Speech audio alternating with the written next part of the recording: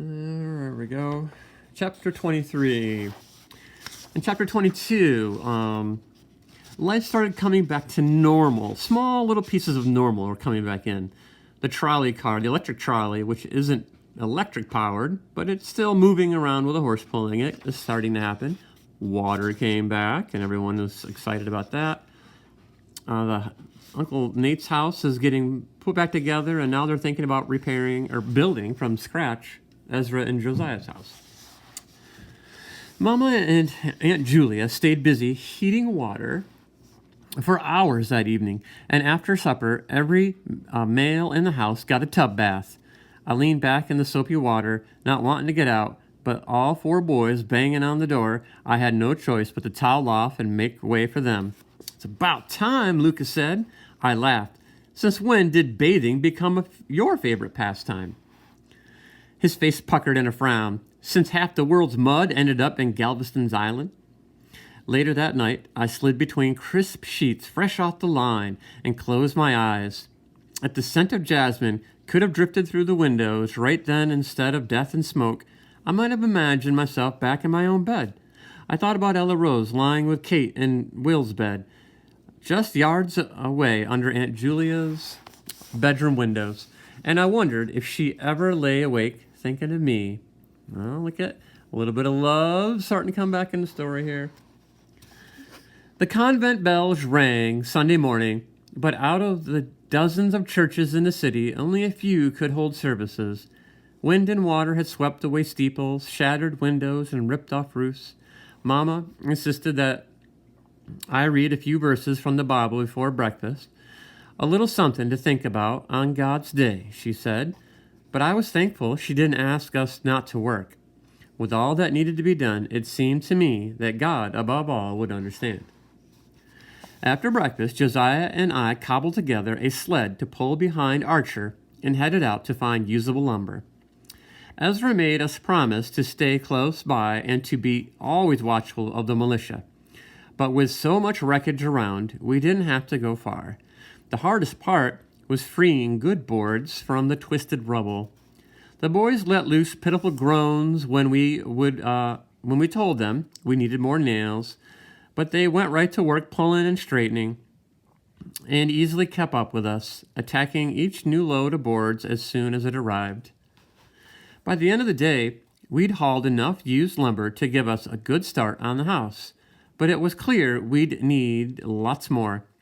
The two-room building would be simple, like before, a little shotgun house, sitting 4 feet off the ground, but if I could manage it, I planned to add a small porch under the back gable, a place where Ezra could sit in the shade and watch his new garden grow. I glanced at the old vegetable patch, barren and crusted with salt, but I remembered well the tall stalks of okra. A big plate of fried okra would taste mighty good about now. I couldn't recall the last time I'd had something that didn't come out of a can. Rations of flour and lard kept plenty of biscuits and pan bread on the table, but I didn't care if I never saw another tin of salmon or sardines. I woke before daylight Monday morning and realized that I'd been dreaming of Zach. Remember, Zach is the guy he worked on. He, Zach, and Josiah were like that sweet, sweet teamwork machine going. I've been working with him again, side by side, drawn into that mystifying current of his. I lay perfectly still, breathing in the wonder of that, trying to hang on to the connection, the simple truth that ran like a river between us. In the end, Zach slipped away. I finally dressed and went down to breakfast. But even while I ate and spoke with Josiah and Ezra about the house, the dream haunted me, making me feel as if I were caught between two worlds. After breakfast, Josiah and I began work on the foundation, even though he knew we'd have to put in many more days of gathering lumber to complete the house. When Matt got home, he surprised us by rigging the sled to Archer and marshaling the boys into the job. They even managed to pry 4 windows loose from the wreckage next door. Ezra cleaned away the bits of broken glass and headed out with the boys to see what else could be scavenged. The Daily News had been reporting that an average of 100 bodies a day were being recovered by demolition gangs dismantling the long ridge of debris encircling the city. But on Wednesday, September 19th, workers uncovered 273. In the next day's paper, I read, "It is possible, but highly improbable, that the list of storm victims will aggregate 6,000 souls." 6,000. Keep in mind, there's about 5,000 people who live in Wellsville, the whole town. So here, more people died in that one storm than live in Wellsville. The numbers sank inside me. Impossible. And yet, I'd seen the miles of houses sitting topsy-turvy, the vast piles of debris strewn across hundreds of acres where better than 3,000 homes had once stood. I'd seen the overfull morgues, the loaded barges, the smoke-filled skies.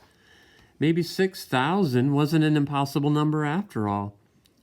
Later that day, the Hodges family sent word through Ezra that a few stores in town had electric lights now, and that Clara Barton, president of the American Red Cross, had arrived to offer aid to Galveston.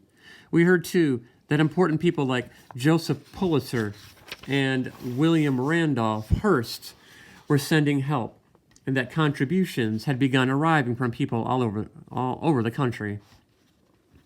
I was thankful, but sometimes I wished we could just leave, get Aunt Julia and Ella Rose away from the massive rubble, the smoke-filled skies, and the aching loss that bled the life right out of them. Mr. Hodges said many had done just that, begging rides on the Juneau, the Lawrence, anything that would float. People gathered at the docks with nothing more than the tattered garments on their backs, and the mainland took them in, fed and clothed them, and opened their homes, hotels, and boarding houses to them. But I knew Papa would never leave the island. Even I had come to realize I didn't want to go. The storm that ravaged Galveston had left behind much more than wreckage and mud and death. It had left a challenge. With all of us working, the